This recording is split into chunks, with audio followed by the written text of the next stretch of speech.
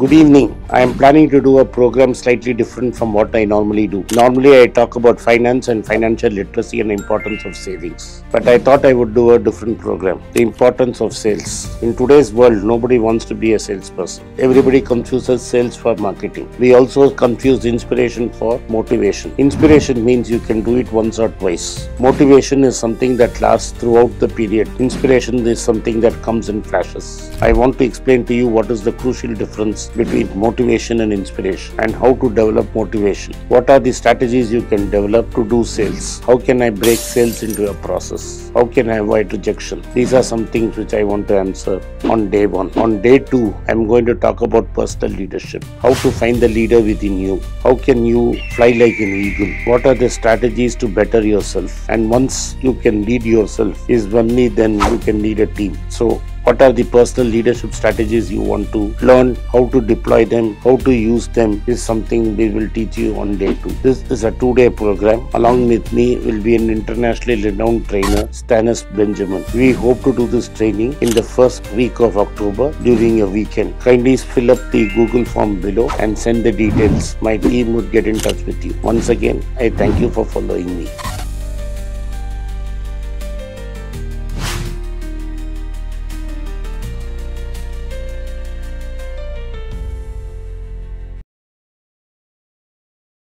வணக்கம். மீண்டும் மணிப்பேச்சில் உங்களெல்லாம் சந்திப்பதில் எனக்கு மிக்க மகிழ்ச்சி. இன்றைக்கி மார்க்கெட் பாசிட்டிவாக இருந்தது. நான் பார்க்குறச்ச ரொம்ப நேரம் பாசிட்டிவாக இருக்காது. மேபி 5 நாள் ஒரேடியாக நெகட்டிவாக இருந்ததுனால கொஞ்சம் தோச்சி கேப் விட்டு ஆக்சிஜன் கொடுத்து அடிக்கலாம் அப்படின்னு அடிக்கிறாங்க. அதனால் கூடிய சீக்கிரம் திரும்பி மார்க்கெட் ரிவர்ஸ் ஆக ஆரம்பிச்சிடும். கவலையப்படாதீங்க. இந்த நேரோ பேண்டுக்குள்ளே தான் மார்க்கெட் இருக்கும். அதுக்குள்ளே அக்டோபர் 10ஆம் தேதியிலேருந்து ரிசல்ட்ஸ் வரும். ரிசல்ட்ஸ் தான் மார்க்கெட்டோட டைரெக்ஷனை டிட்டர்மின் பண்ணும். அது வரைக்கும் ஒன்றும் பெருசாக நியூஸு கிடையாது. தங்கம் விலை ஏறிட்டு தான் இருக்குது. 10,700 தொட்டுடுச்சு. 24 கேரட் கோல்டு 11,673. நீங்கள் ஸ்டாம்பிங்கையும் ஜிஎஸ்டியும் சேர்த்திங்கன்னா அது 12,000 தாண்டிடுச்சு. அது அஃபிஷியலாக ஒரு 12,000 தாண்டினா நம்ம 11,000 வந்துடுவோம். அடுத்த கோல்டு ஏறுறதுக்கு இம்மீடியட் சான்ஸு ஆர் குறையறதுக்கு சான்ஸு ஃபெட்ரல் ரிசர்வில் என்ன நடக்குது அப்படிங்கிறது. ஃபெட்ரல் ரிசர்வில் ரேட் கட் இருந்ததுன்னா கோல்டு குப்புன்னு ஏறிடும்.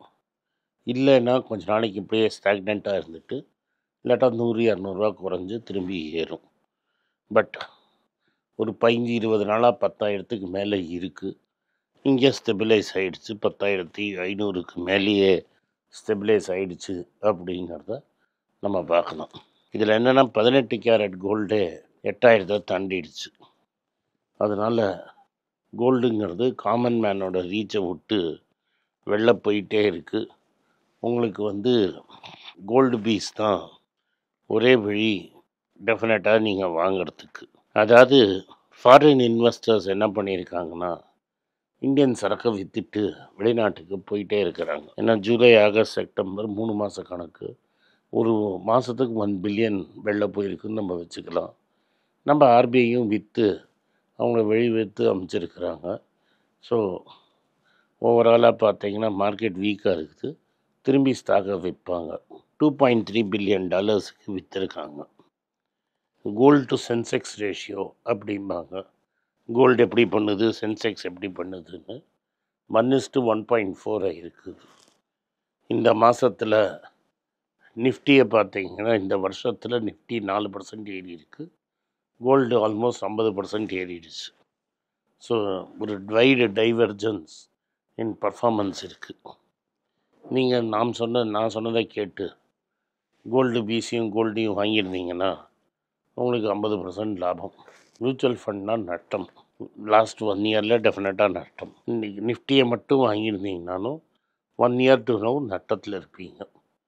ஜான்வரி 1ஆம் தேதியிலேருந்து இப்போ வரைக்கும் ஒரு 4% இருப்பீங்க. அது இன்ஃப்ளேஷனை கூட பீட் பண்ணாது. இது நடக்கும் அப்படின்னு உங்களுக்கு பல தடவை நான் சொல்லியிருக்கிறேன். Gold will trump everything including bond. எல்லாம் ரிட்டர்னையும் கோல்டு ட்ரம்ப் பண்ணும் அப்படிங்கிறத நான் சொல்லியிருக்கிறேன். உங்களுக்கு பல டிவி சேனலில் பல யூடியூப் சேனலில் சொல்லியிருக்கிறேன். இது வரைக்கும் நான் டயர்ட் ஆகாமல் திரும்பி திரும்பி சொல்கிறது, கோல்டு இறங்குறதுக்கு எந்த இம்மீடியட் ட்ரிகரும் இல்லை. ஏதாவது ஓவர் பாட் ஆகி கொஞ்சம் குறைஞ்சா உண்டு. இந்த 9 மாதத்தில் கோல்டு ஒரு மாதமும் ஏறி இருக்கு. செப்டம்பர் மாதம் முடியடிச்ச நியர்லி 10% ஏறி இருக்கும். இது ஒரு பெரிய ப்ரெஷராக இருக்கும். டாடா மோட்டார்ஸ் 2 கம்பெனியாக தனியாக அக்டோபர் 1ஆம் தேதியிலேருந்து டிமர்ஜ் ஆகிடும். பட் ஆக்சுவலாக ஷேர் என்னைக்கு புரியறதுங்கிறது டேட் அனௌன்ஸ் ஆகலை. 1ஆம் தேதி ரெக்கார்ட் டேட்டு. என்றைக்கு உங்களுக்கு ஷேரை பிரித்து கொடுக்குறாங்களோ அன்றைக்கி கார் கம்பெனி தனி, கமர்ஷியல் வெஹிக்கிள் கம்பெனி தனி. ஓனர் தமா பேர் ஒரே ஆள் தான். அந்த ஓனர் டாட்டா தான் ஓனர். டிசிஎஸில் 1,00,000 கோடி market cap almost wiped out. யூகேயில் ஜேஎல்ஆரை ரீஸ்டார்ட் பண்ணுறதுக்கு அவங்களுக்கு $2 பில்லியன் வேணும். இந்த $2 பில்லியன் சீப்பாக வாங்கிறதுக்காக அவங்க பேங்க்குக்கு போகிறச்ச நீங்கள் ஒரு இன்ட்ரெஸ்ட் ரேட்டில் சொல்லியிருக்காங்க. அந்த இன்ட்ரெஸ்ட்டை குறைக்கிறதுக்கு யூகேவோட கவர்மெண்ட்டே அதை கேரண்டி கொடுத்துருக்காங்க. அப்போ இன்ட்ரெஸ்ட் ரேட்டு குறையும். அவங்க ஏன் கொடுக்குறாங்கன்னா, அங்கே ஜாப் லாஸஸ் ஆச்சுன்னா ப்ராப்ளம். அங்கே கம்ப்ளீட்டாக அவங்க சிஸ்டமே கம்ப்ளீட்டாக கொலாப்ஸ் ஆகிடுச்சு. திரும்பி சிஸ்டமை ரீஸ்டார்ட் பண்ணுறதுக்கே $2 பில்லியன் ஆகும். அதை 5 வருஷத்தில் திரும்பி அடைக்கிறதா டாட்டா சொல்லியிருக்காங்க. ஸோ இது டாட்டா மோட்டார்ஸை பற்றி வந்த செய்தி. டாட்டா சென்ஸுக்கு ஒரு கெடு கொடுத்துருந்தாங்க. அந்த கெடு இன்னியோட முடியுது. என்ன கெடுன்னா லிஸ்ட் பண்ணிவிடுங்கன்னு. டாட்டா லிஸ்ட்டு பண்ணாமல் நாங்கள் கம்ப்ளைண்ட்ஸ்லாம் பண்ணிட்டோம், டாடா சன்ஸில் கடன் இல்லை அப்படிங்கிறத சொல்லி டாடா கேபிட்டல் லிஸ்டிங்க்கு டேட் சொல்லிட்டாங்க. ஏன்னு உருட்டி பாருங்கள், உருட்டினா உங்களுக்கு லக்கு. தனிஷ்க்கு என்ன சொல்கிறான், நிறைய பேரால் இப்போ கோல்டுலாம் வாங்க முடியல. கட்டப்பட்டு காசு எடுத்துகிட்டு புது கோல்டு வாங்காதீங்க. நீங்கள் பழைய கோல்டை கொடுத்துட்டு புதுசாக ஜகம் வாங்கிக்கோங்க. உங்கள் பேக்கெட்லேயே எங்களுக்கு ஒரு 10-15% கொடுத்தீங்கன்னா நாங்கள் லாபத்தை வச்சுப்போம். அந்த பழைய கோல்டை உருக்கி நாங்கள் திரும்பி பண்ணிக்கிறோம். இப்போதைக்கு மிடில் கிளாஸுக்கு இதுதான் ஹோப்பு அப்படின்னு சொன்னாங்க. அப்புறம் என்ன சொல்கிறாங்க, தங்கம் இருந்த கும்பல் ஒன்று, தங்கம் இல்லாத கும்பல் ஒன்று அப்படின்னு 2ஆக பிரித்து பார்க்குறாங்க. இதை தான் உங்கள்கிட்ட இத்தனை நாளாக சொல்லிகிட்டு இருந்தேன். இது மாதிரி பிரியும்னு.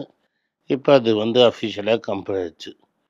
இப்போ என்னடான்னா, ஆக்சென்ச்சரில் 11,000 பேரை செக் பண்ணியிருக்கிறாங்க. ஐயா, உங்கள் சேவைக்கு கம்பெனிக்கு தேவையில்லை, நீங்கள் போயிட்டு வரலாம், இந்தாங்க அப்படின்னு லேப்டாப்பு, ஐபேட், இதெல்லாம் ஐடி கார்டெலாம் வாங்கி அமைச்சிட்டாங்க.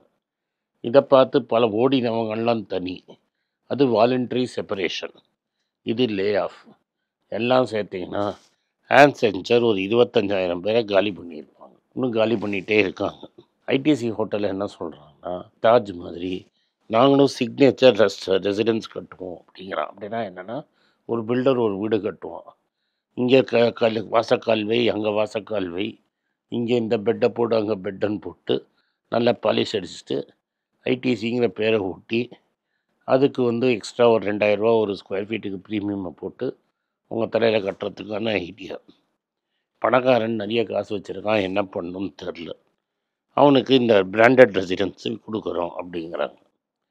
இப்போ எல்லோரும் என்ன அனலிஸ்ட் சொல்கிறாங்கன்னா, லாஸ்ட் டைமே எல்லா லாஸையும் காமிச்சிட்டார் வைத்தியநாதன், அதனால் இந்த வாட்டி நல்ல ரிசல்ட் வரும், தைரியமாக முன்னாடியே நான் இந்த டேட்டில் ரிசல்ட் அனௌன்ஸ் பண்ணுறேன்னு நேற்றே ஒரு அறிக்கை விட்டார்.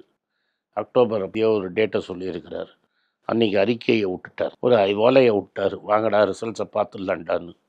உடனே இப்படி தைரியமாக முன்னாடி வராரு அப்படின்னா ரிசல்ட்டு சூப்பராக இருக்கும்னு கேல்குலேட் பண்ணி இப்போ இருக்கிற விலையிலேருந்து 16% ஏறுங்கிறாங்க. நான் உங்களுக்கு பல தடவை சொல்லியிருக்கிறேன், நம்ம இப்போதைக்கு வாங்க கன்சிடர் பண்ணல. நம்ம கன்சிடர் பண்ணி பத்திரமா அதை உள்ளே போட்டு வச்சுருக்கிறோம். இது ஏறுனா நம்மளுக்கு லக்கு. டப்புன்னு ஏறாது, இது மாதிரி ஏறாது, இது மணப்புறம் மாதிரி ஒரே நாளில் ஏறாது. என்றைக்கோ ஏறுனா சரி, அது பாட்டுக்கு ஸ்டெடியாக ஏறுனா சரி.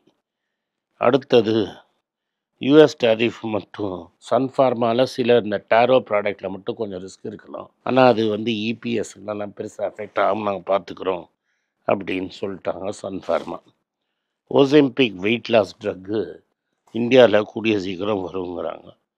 அப்புறம் லுட்னிக் சொல்லியிருக்கிறார், அவர் தான் யூஎஸ் காமர்ஸ் செக்ரட்டரி. நாங்கள் கும்பல்லாம் சுற்றி சிலம்பையெல்லாம் சுற்றிகிட்டே இருக்கிறோம், இந்த சிலம்பெல்லாம் சுற்றுறத பார்த்து நீங்களா பயந்து இந்தியன் மார்க்கெட்டுக்கு திறந்து விட்ருங்க. டாரிஃபை நாங்கள் குறைச்சி விட்றோம். டாரிஃபை தான் சிலம்பு சுற்றுறதுங்கிறேன். சிலம்பு சுற்றுறதெல்லாம் நிறுத்திடுவோம். இல்லாட்டா ட்ரம்ப் சுற்றிக்கிட்டே இருப்பார் அப்படின்னு லுட்னிக் சொல்லியிருக்கிறார். யூஎஸ் என்ன சொல்கிறாரு, H1Bனா 100,000 1 மில்லியன் கொண்டு போய் அங்கே இன்வெஸ்ட் பண்ணிங்கன்னா உங்களுக்கு நேர விசா கிடைக்கிறதுனால நிறைய இந்திய பிரஜைகள் அது மாதிரி நேராக போய் அங்கேயே செட்டில் ஆகிடுவாங்க அப்படின்னு சொல்கிறாங்க. அதுக்கப்புறமா பிவைடி என்ன சொல்கிறாங்கன்னா, அவர் பாவம் அவர் தாத்தா நல்லா காசு பார்த்துட்டாரு. ₹1 பார்த்தாரு, 4500 பார்த்துட்டாரு. 4500 டைம்ஸ் ப்ராஃபிட் பார்த்துட்டாரு. தாத்தாவுக்கு பெருசுக்கு வயசாயிடுச்சு, அதனால் ஸ்டாக்கை விற்றுட்டு போயிட்டாரு. எங்களுக்கும் அதுக்கும் சம்மந்தம் கிடையாது. நாங்கள் பல ஊரில் பூந்து அந்த லோக்கல் பிராண்டெல்லாம் அடித்து நிமித்தி நாங்கள் பாட்டுக்கு க்ரோ ஆகிட்டே இருப்போம் அப்படின்னு பிவைடி சொல்லியிருக்கிறார். ஸோ கம்பெனிக்கு ஒன்றும் பெரிய ப்ராப்ளம் கிடையாது அப்படின்னு சொல்கிறாங்க. இந்தியாவில் பார்த்தீங்கன்னா எக்ஸ்போர்ட்டையும் டாரிஃபை போட்டு அடிச்சு விட்டான். எஃப்ஐஐயும் இன்வெஸ்ட் பண்ணாமல் ஓடி போயிட்டான். இந்தியன் வெளிநாட்டில் உட்காந்து ஜெய்ன்னு சொல்லியிருந்தாலும் பணத்தை திரும்பி தான் பயப்படுறான். அதனால் இப்போ என்ன ஆயிடுச்சுன்னா எக்ஸ்போர்ட்டும் அடி, ரெமிட்டன்ஸும் அடி. ஆனால் இம்போர்ட்டு ஸ்டடியாக இருக்கிறதுனால ரூபா இன்னும் வீக்கன் ஆகும் அப்படின்னு சில எக்ஸ்பர்ட்ஸ் சொல்கிறாங்க. ஆல்ரெடி அதிபாதாளத்தில் இருக்குது 88, 74. ஆனால் பெரியப்பாக்கு என்ன வருத்தம்னா அவரோட A1 A2 டாலர்லேயே கடன் வாங்கியிருக்கிறாங்க. இப்போ $1 பில்லியன் கடன் வாங்கினாங்கன்னா ₹1 ஏறுனா எக்ஸ்ட்ரா $1 பில்லியன் கொடுக்கணும். இது நிற்கவே மாட்டேங்குது. ஐசியூக்கு போயிட்டுருச்சு ருப்பி. எல்லோரும் ஒரு சாமியார் மூச்சு பயிற்சி சொல்லி கொடுத்த சாமியாரை தேடிட்டுருக்காங்க எங்கே போனாருன்னு. பட் ஓவராலாக பார்த்தீங்கன்னா ப்ராடர் மார்க்கெட் வீக்காக இருக்குது. இந்த ப்ராடர் மார்க்கெட் வீக்காக இருக்குங்கிறது தெளிவாக நம்மளுக்கு தெரியும். இப்போ தான் மக்களுக்கு மியூச்சுவல் ஃபண்ட் போர்ட்ஃபோலியோ திறந்து பார்த்தா பெருசாக கெயின் இல்லைன்னு தெரிஞ்சப்புறம் புது பணம் போடுறதை நிறுத்திட்டாங்க. சில பேர் பணத்தை விட்ரா பண்ணுறாங்க. அதனால் பணத்தை விட்ரா பண்ணுறது மியூச்சுவல் ஃபண்ட்லேருந்தும் பிஎம்எஸ்லேருந்தும் பெட்டர். நம்ம அழகாக பாண்டில் போட்டு வட்டியை வாங்கிட்டு மாதம் 1, 2 நேரம் சரக்கு வாங்கிட்டோன்னா, சீப்பாக மலிஞ்சு வர சரக்கு மட்டும் பார்த்து கரெக்டாக வாங்கிட்டோன்னா மார்க்கெட்டு பாட்டுக்கு ஜாலியாக இருக்கும். நீங்கள் பாட்டுக்கு ஆக்டிவ் ஃபண்ட் மேனேஜர்கிட்ட கொடுத்தீங்கன்னா அவன் மங்காத்தா அடியே காசை ஒன்று காலி பண்ணிடுவான். உன் காசு நீ என்ன வேணால் பண்ணு. மங்காத்தா ஆடுறவன்கிட்ட கொடுத்தீங்கன்னா மங்காத்தா நல்லா ஆடுவான். மங்காத்தா ஆடி காசு போயிடுச்சுன்னா அப்புறம் அழக்கூடாது. நன்றி, வணக்கம். இந்த வீடியோ உங்களுக்கு பிடிச்சிருந்ததுன்னா வீடியோவை லைக் பண்ணுங்கள், எங்கள் சேனலை சப்ஸ்கிரைப் பண்ணுங்கள், பெல் நோட்டிஃபிகேஷன் தட்டுங்க. இந்த வீடியோ முடிஞ்சால் சொந்தக்காரங்களுக்கும் ஃப்ரெண்ட்ஸுக்கும் அனுப்புங்க. எங்களுக்கு 4 சேனல் இருக்குது. ஹிந்தியில் பைசா போல்தா ஹேன்னு ஒரு சேனல் இருக்குது. ஹிந்தி தெரிஞ்சவங்க ஃப்ரெண்ட்ஸை அதை சப்ஸ்கிரைப் பண்ண சொல்லுங்கள். அதே மாதிரி தெலுங்கில் மணி மாத்துலு, கன்னடாவில் மணி மாத்து, அண்ட் மலையாளத்தில் மணி பேச்சு மலையாளம்னு சேனல்ஸ் இருக்குது. அந்தந்த பாஷையில் அவங்கவுங்கள பார்த்து அந்த சேனலை சப்ஸ்கிரைப் பண்ண சொல்லுங்கள். நன்றி, வணக்கம். எனக்கு ஒரு விஷயத்தை அட்டென்ஷனுக்கு கொண்டு வந்திருக்காங்க. என்னோட ஏஐ ஜென்ரேட்டட் இமேஜை பார்த்து யாரோ ட்ரேடிங்க்கு பணம் கொடுத்து ஏமாந்துருக்காங்க. ப்ளீஸ், உங்களுக்கு நான் பல தடவை சொல்லிட்டேன், இப்பவும் சொல்கிறேன், நான் யார்கிட்டையும் பணம் டைரெக்டாக வாங்குறது இல்லை, அப்பாயின்மெண்ட் பார்க்குறதே கிடையாது.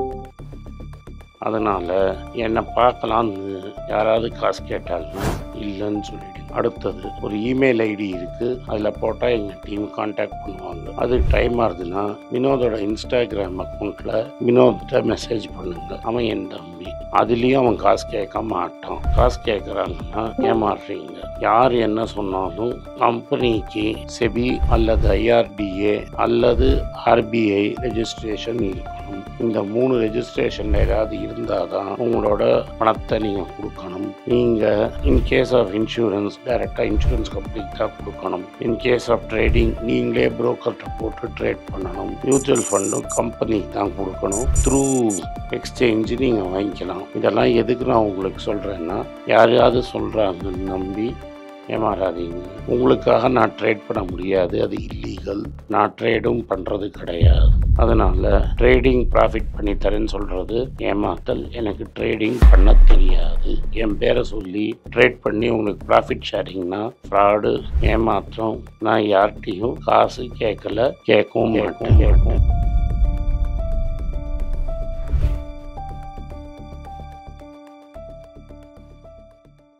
உங்கள் பேராதரவுக்கு மிக்க நன்றி. நான் டோட்டலாக 5 புஸ்தகங்கள் எழுதியிருக்கிறேன். 3 வந்து ஆங்கிலத்தில் எழுதியிருக்கிறேன். அதில் 2 தமிழாக மொழிபெயர்த்துருக்காங்க. ஸோ டோட்டலாக 5 புஸ்தகம் ஆச்சு. இந்த 5 புஸ்தகத்துக்கு ஹார்ட் காப்பி வேணும்னா நீங்கள் கீழே இருக்கிற வாட்ஸ்அப் நம்பருக்கு மெசேஜ் அனுப்பிச்சிங்கன்னா எங்கள் டீம் உங்களை கான்டாக்ட் பண்ணுவாங்க. இந்த 5 புஸ்தகங்களில் 3 புஸ்தகம் கிண்டலில் இருக்குது. அமேசானில் கிண்டலில் வாங்கணும்னு ஃபீல் பண்ணுறவங்க நேராக கிண்டலில் வாங்கிக்கலாம். தமிழ்லேயே யாராவது ஃபைனான்ஸ் நியூஸ் படிக்கணும்னு ஃபீல் பண்ணிங்கன்னா தயவுசெஞ்சு moneypage.com விசிட் பண்ணுங்கள்.